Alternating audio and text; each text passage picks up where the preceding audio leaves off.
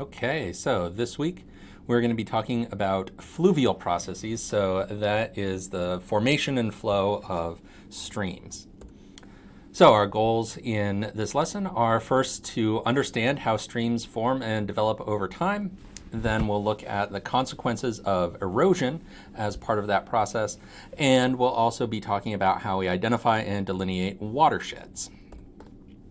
So to motivate this lesson, right? Why are we talking about this? What does it have to do with what we've been doing so far? Well, in our last lesson, we were talking about tectonic-related hazards, right? Volcanoes and earthquakes and the way that those can contribute to disasters when they interact with vulnerable human populations.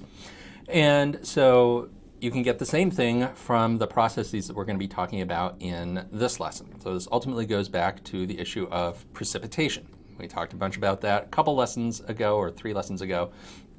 The process of precipitation, why it occurs, where it occurs. And so precipitation can lead to hazardous events. Too little precipitation, of course, you get a drought. If you get too much precipitation, you can get storm damage occurring during the precipitation event, while the snow or the rain is actually falling.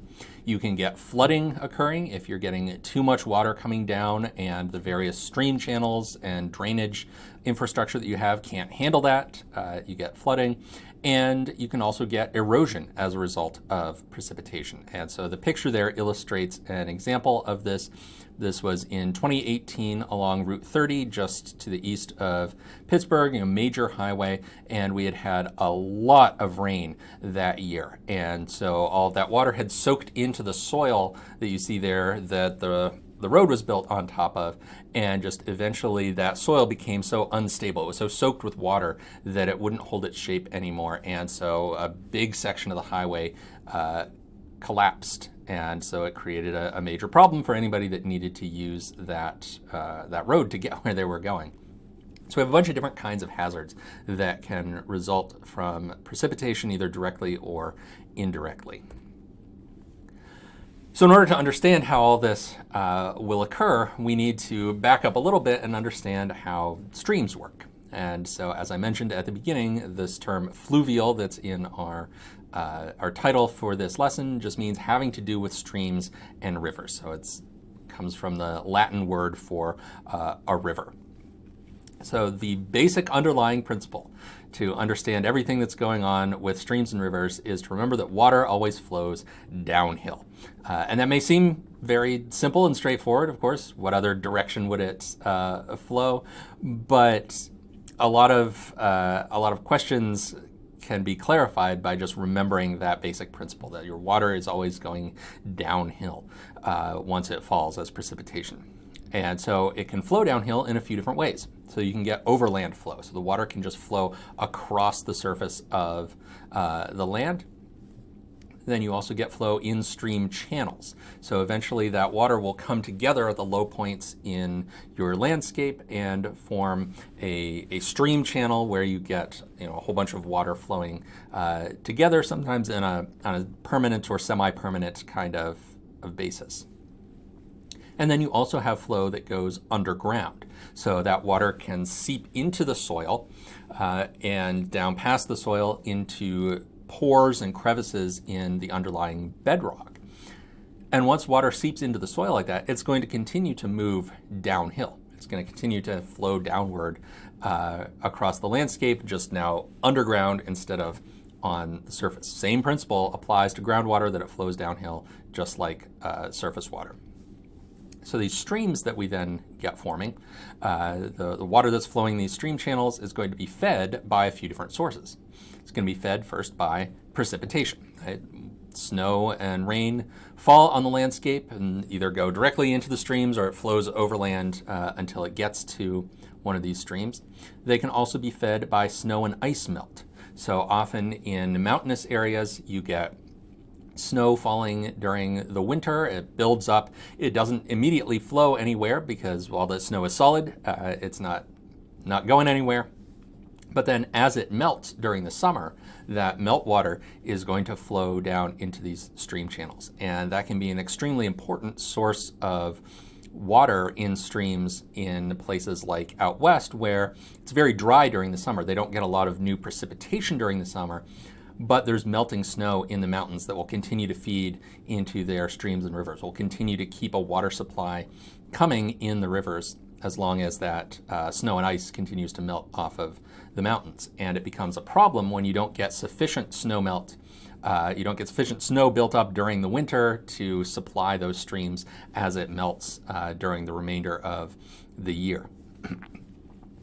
And then the third thing that can feed a stream is groundwater. So as that water is flowing up through that underground pathway, whether it's through the soil or through the underlying bedrock in various pores and crevices that rock has in it, that water can reemerge into a stream. If the downhill path of that water brings it to intersect with the bed of a stream, that water can come back out of the groundwater and into the surface water flow. So groundwater can be also a very important source of water, keeping streams flowing even when there's not precipitation running off on the surface to feed those streams.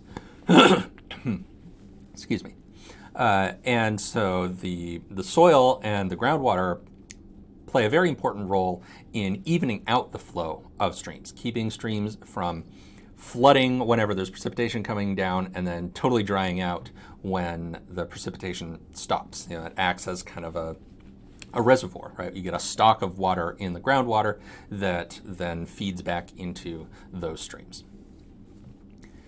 So as the streams are flowing, they're going downhill, they will join together. So we call streams tributaries when they feed into another stream or river.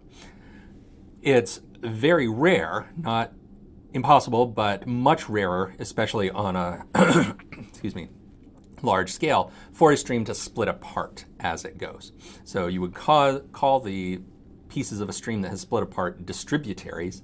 And that's, as I said, a very rare occurrence. It usually only happens, say, at the mouth of a river where you've got a huge amount of sediment forming a delta, and then the river will split up into small distributaries as it moves through the delta into the ocean. But for the most part, rivers and streams, as they cross the land, they come together as they go. They don't split apart. It forms a tree-like structure. You can see that in the diagram there. You've got your main river there, and you've got various tributaries coming into it as they come down off of the mountains there, but it never splits apart.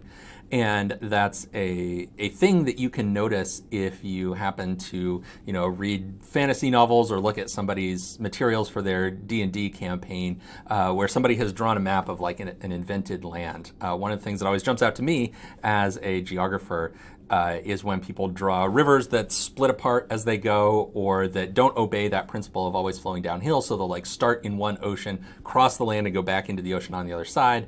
In order to do that, they'd have to flow uphill at some point during that flow. So that's the thing I always notice is when people's imaginary maps don't follow these basic rules of how rivers and streams work. So when we have a stream and it's got whatever tributaries it may have feeding into it, we can also define a watershed around that stream. A watershed is the area of land that drains to a particular outflow point. So we have some spot, maybe it's the mouth of a river where it feeds into the ocean, or maybe it's the spot where one stream flows into another stream, and we say, okay, upstream of that point, what land is contributing water to this stream? What area's drainage ends up in this stream? That is the watershed for that stream. Another way to think about that is if you imagine a drop of water falling on the land somewhere, and you then follow that drop of water, see where it's going to flow to. As it's going to go downhill, shortest path downhill it can find, where is that water going to end up? And so all of the spots where water, if it fell on that spot, would end up draining to the same point, that forms a watershed. Then we have drainage divides, which are the high points in the land that separate watersheds. If water always flows downhill, then the spots that separate watersheds are going to be the highest point. And so to one side of that drainage divide, the water will drain in one direction, go towards one stream. On the other side of that drainage divide, it will flow towards a different stream. And you see you see the little dotted red line on the diagram there. That's the drainage divide surrounding this imaginary river here. If water were to fall just outside of that red line, it's not included on the diagram, but presumably there are other streams over there that would take that water in a different direction. Now, since we can define a watershed based on any outflow point that we want, watersheds are nested. So one large watershed will be made up of a bunch of smaller watersheds. If we have one river and we define its watershed, well, that's going to be made up of the watersheds of all the tributaries to that river. So we could take this river in the diagram there. The red line defines the watershed for that entire river, all the way down to that point where it flows off the diagram. But if we took any one of those little tributaries that are on the diagram, each of those has their own smaller watershed within the larger watershed of this river. So here's an example from real life of watersheds and how they're nested. So the campus of Slippery Rock University is located between Wolf Creek, which is to our west, and the upper portion of Slippery Rock Creek, which is to our south. So we are in the little triangle between those two streams. So if water were to fall on our campus, it would drain towards one of those streams, depending on which side of that drainage divide you happen to be located on. And one of the things you'll be doing in your lab exercise for this week is figuring out exactly where is that drainage divide between Wolf Creek and the upper part of Slippery Rock Creek. Which side of that drainage divide are we on? But in any case, Wolf Creek is a tributary of Slippery Rock Creek. Wolf Creek flows into Slippery Rock Creek. The confluence is out pretty close to the highway exit where you go from Interstate 79 onto Route 108 to come into Slippery Rock. So out around there, Wolf Creek and Slippery Rock Creek come together, and the resulting stream is still called Slippery Rock Creek as it flows along. Incidentally, the labeling of streams, when two things come together and, which name the downstream portion keeps, that's largely arbitrary. Usually we keep the name of the larger tributary, and if two tributaries are both fairly similar sizes, we'll maybe give the downstream portion a new name, but there's no scientific reason why you would keep one name or another or give it a new name. It's largely arbitrary how we name these things. In any event, this water that's in Wolf Creek or the upper part of Slippery Rock Creek goes into the lower part of Slippery Rock Creek. Then Slippery Rock Creek flows into Connoquenessing Creek. That then flows into the Beaver River. The Beaver River flows into the Ohio River downstream from Pittsburgh. The Ohio River flows across several different states, eventually into the Mississippi River near Cairo, Illinois. The Mississippi River flows southward, and eventually that water goes out into the Gulf of Mexico through the Delta of Mississippi near New Orleans. So if you were to pour some water out on the ground here on the campus of Slippery Rock University and were to somehow follow that water, those specific water molecules, you were to follow them, they would eventually reach the Gulf of Mexico, going out past New Orleans. And so each of those streams that I've just talked about there have their own watershed. And so the diagram there, the yellow area shows the watershed of the Beaver River. We could cut out a piece of that. That's the watershed of the Connoquenessing. A piece out of that is the watershed for Slippery Rock Creek. And then, of course, the Beaver River is part of the larger watershed of the entire Ohio River, and that's part of the even larger watershed of the Mississippi River that drains a majority of the lower 48 United States.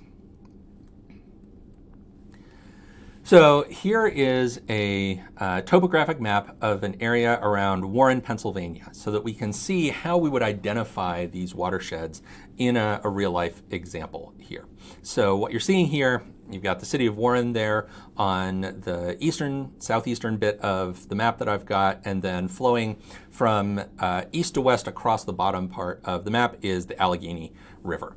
The labels got kind of cut off when I zoomed in on this little bit of it. So if you're looking at this map, if you see the little village of Starbrick along the Allegheny there, and you'll see there's a stream flowing into the Allegheny near Starbrick that's called Morse Run, and then a little downstream from that you've got Scott Run.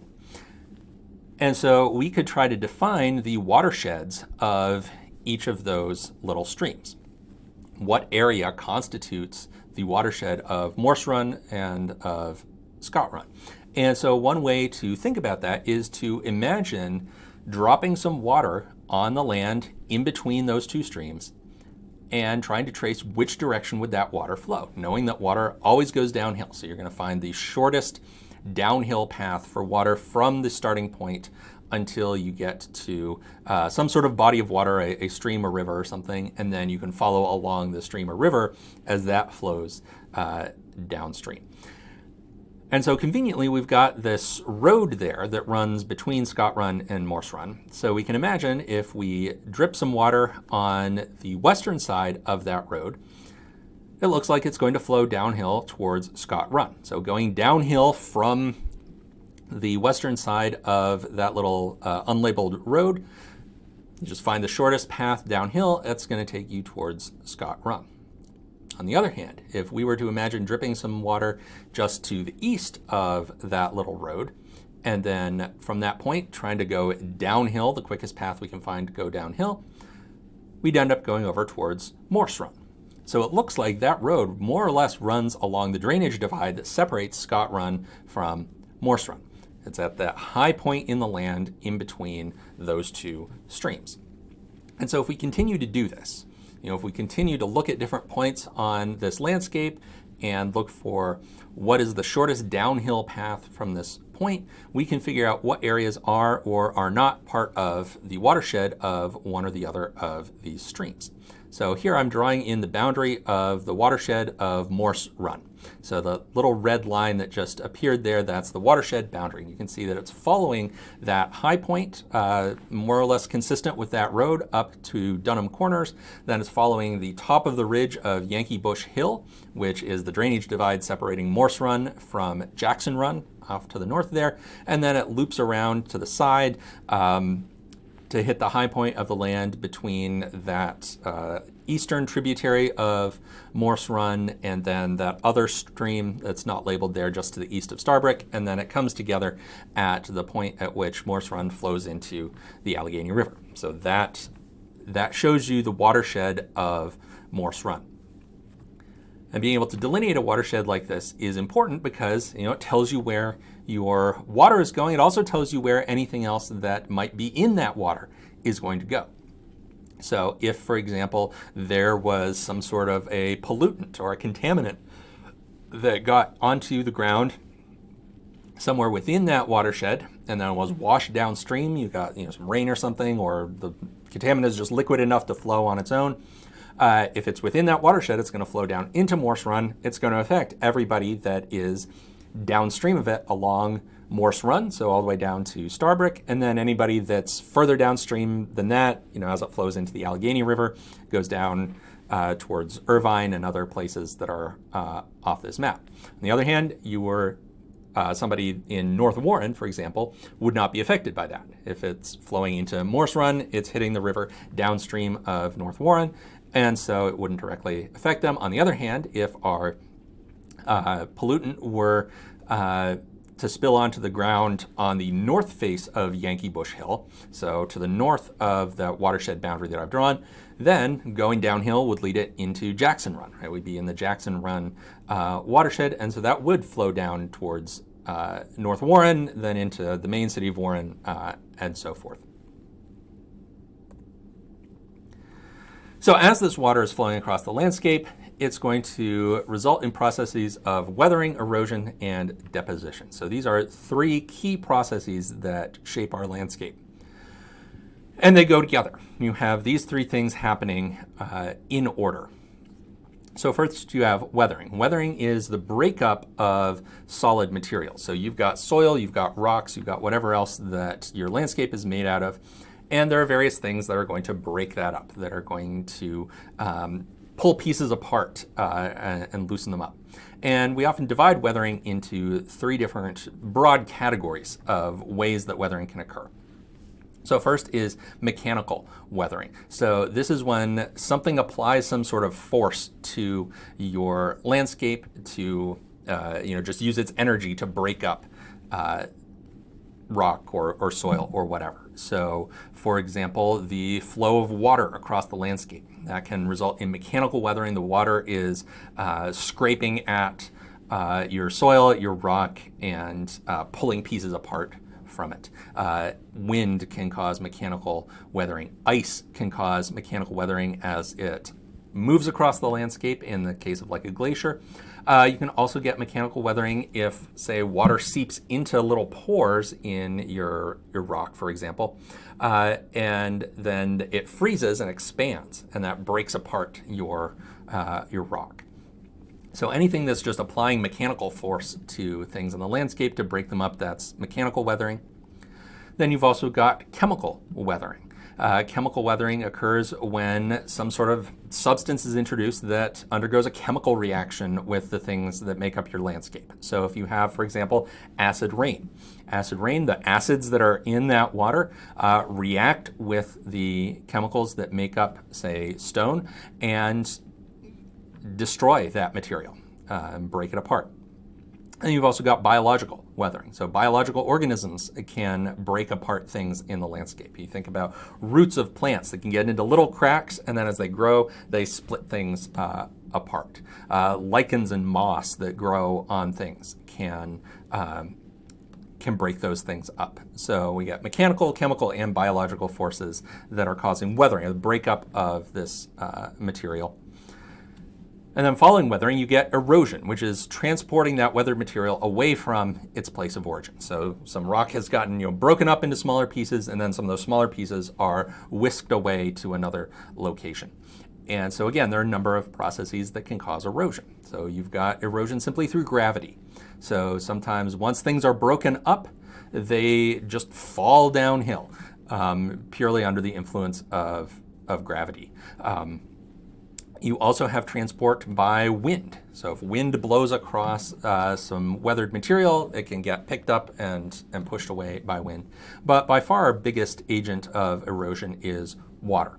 So as water flows across the landscape, it will pick up weathered material and it will wash it away, take it somewhere else, take it, of course, always downhill.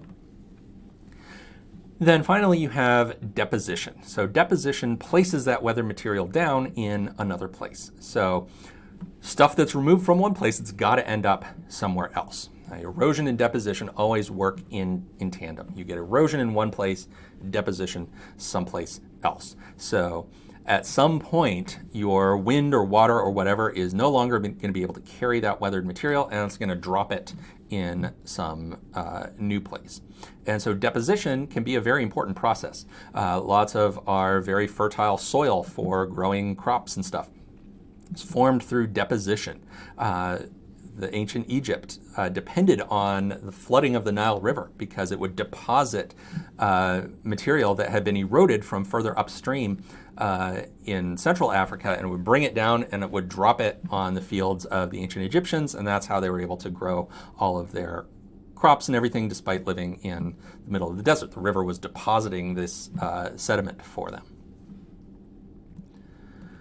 So we can put these processes to work in understanding how stream valleys form. So as a stream flows downhill, it's going to erode around its banks. It's going to create a valley for itself. So it's going to begin in whatever the low point is of the landscape before there was a stream there, but then as it flows, it's going to erode out a more well-defined valley for itself. So as a stream flows, the amount of erosion that it's going to do is going to depend on the amount of energy that that water has. And that energy is in turn dependent on the steepness of the stream. So a very steep stream that is coming down at a sharp angle, that's going to have a lot of energy to it, right? There's a lot of potential energy in having a long way to fall down. As a stream levels out and gets to be a more shallow slope, it has less energy. It's not falling so far. And so it's going to have less of a force of erosion. Generally speaking, we see streams starting out steep. When they're in, say, a high elevation like a mountainous area, they tend to be very steep. And then as they get down onto the plains, as they're on their way to the ocean or whatever they're going to discharge into, they tend to flatten out. So then the steep, high-energy streams will have a deep V-shaped valley, and that's what you see in the diagram there. Number A shows a cross-section of the stream valley high up in the mountains, and you see it's this sharp V kind of shape with the sides of that valley sloping in sharply towards the stream at the bottom of it. But as a stream gets down to a flatter area where it's going to have less energy, it's going to form a broader, more U-shaped valley. And that's what you see the cross-section at letter C there. So the valley to either side of the stream is going to be flat, and then there may be banks farther out that come up, rather than coming sharply down right to the edge of your stream. And then, of course, letter B there on the diagram is an in-between situation. So the amount of energy in the stream is going to shape the kind of valley that it's cutting, and it's also going to determine the balance between erosion and deposition. Because a stream with a lot of energy is able to do a lot of erosion, and it's able to carry a lot of material away from its point of origin. That high energy allows it to hold a big load of sediment and weathered material that can be transported by the water.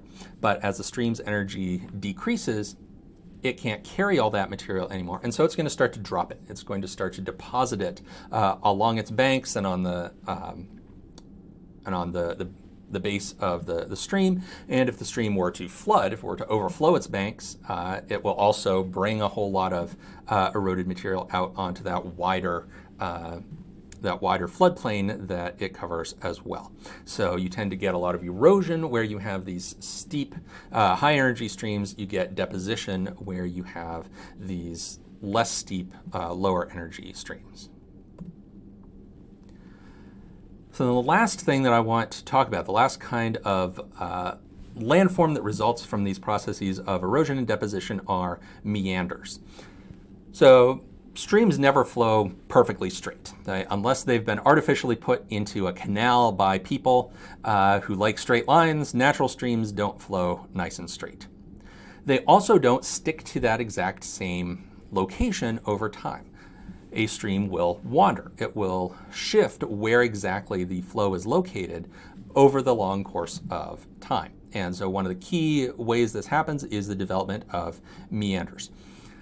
So as a stream is flowing, if it gets a little wobble in it, if it is flowing sort of to one side and then to the other, you're going to tend to get erosion on the outer edge of that bend in the stream.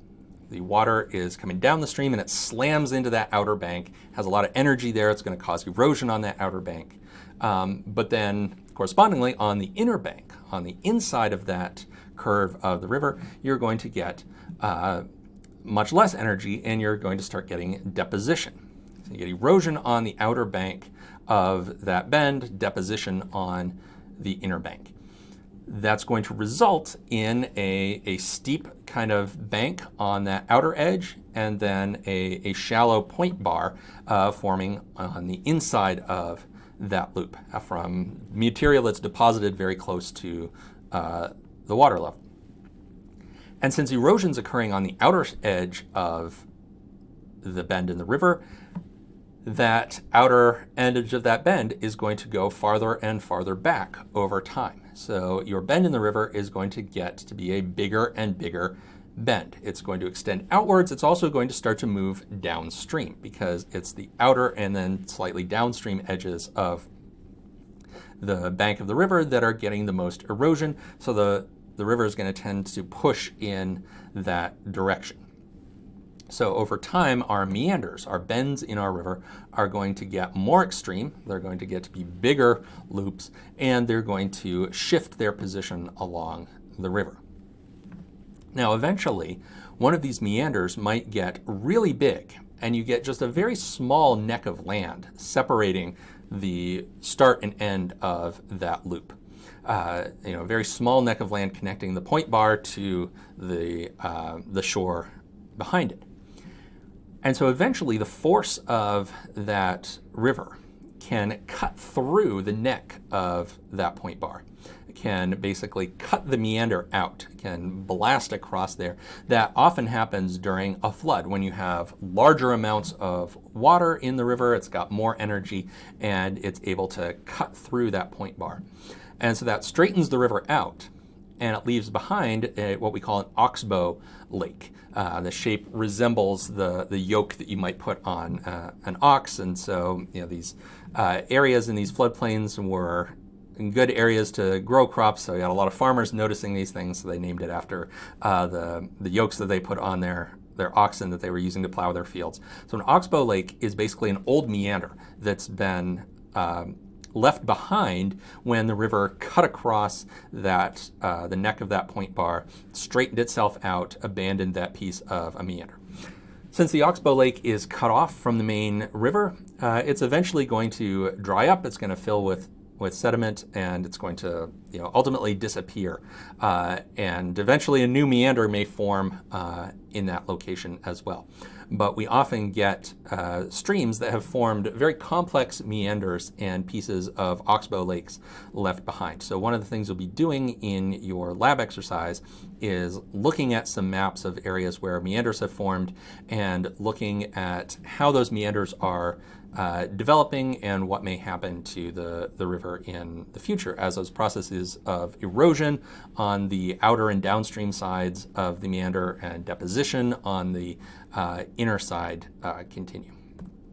So for your lab assignment, our goals are first for you to be able to identify watersheds using a topographic map. So much like I did when I was drawing the little outline around Morse Creek on the earlier slide, you're going to be doing similar sorts of examinations of a topographic map. Then you're going to be predicting the effects of erosion and deposition, and you're going to draw some conclusions about how all these things help us to understand water-related hazards.